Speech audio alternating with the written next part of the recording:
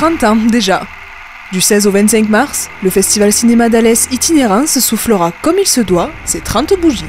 Non, on a voulu pour le 30e anniversaire avoir une sélection de 30 coups de cœur composés, concoctés par plein de membres de l'équipe d'hier ou d'aujourd'hui du festival qui ont choisi leur coup de cœur voilà, dans tous les domaines, dans l'histoire du cinéma, avec des comédies, des films de genre, des polars. Enfin voilà, on a souhaité vraiment quelque chose de très éclectique qui soit aussi l'occasion de revenir sur des invités qui ont marqué l'histoire du festival aux côtés de tous les autres rendez-vous habituels du festival, bien sûr les avant-premières, la compétition de court-métrage, le programme pour le jeune public et tout ce qu'on sait d'un festival qui essaie d'être riche, varié, diversifié avec plus de 230 films. Pas de thématique donc cette année, mais 30 coups de cœur, une nuit 30 ans de frissons, 30 ans du magazine Striptease, sans oublier les hommages et les guest stars présentes pour l'occasion.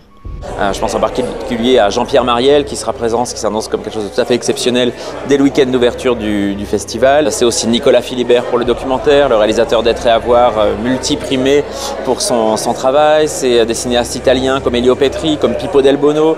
Voilà, des gens très différents qu'on souhaite saluer. Et puis grande fête du cinéma pendant 10 jours. Depuis sa première édition en 1983, Itinérance comptabilise 3290 films diffusés et plus de 640 000 entrées. Un succès incontestable, sans faille, pour un festival populaire.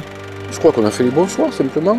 Et puis les gens aiment le cinéma, on le prouve. C'est un peu pour ça qu'on avait créé le festival, quand même. C'est qu'on se disait, il y a un public à Alès aussi, pas que dans les grandes villes. Et on essaie de garder l'esprit fondateur qui était de présenter de manière chaleureuse et conviviale des films et leurs auteurs à un public large, sans œillères et de manière la plus simple et naturelle qui soit, sans strass, sans paillettes et sans tapis rouge, mais avec, on l'espère, beaucoup de chaleur humaine.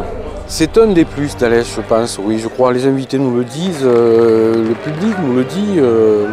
Au cours des ans, moi je l'ai entendu fréquemment, quoi.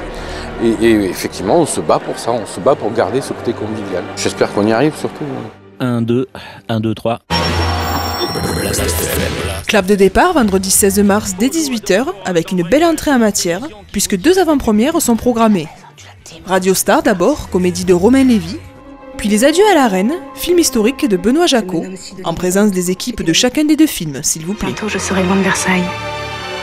Bientôt je ne serai plus personne. Une création live avec Jean-Pierre Mariel, la nuit de frissons, la compétition de court-métrage et bien d'autres surprises, ça promet un sacré week-end d'ouverture.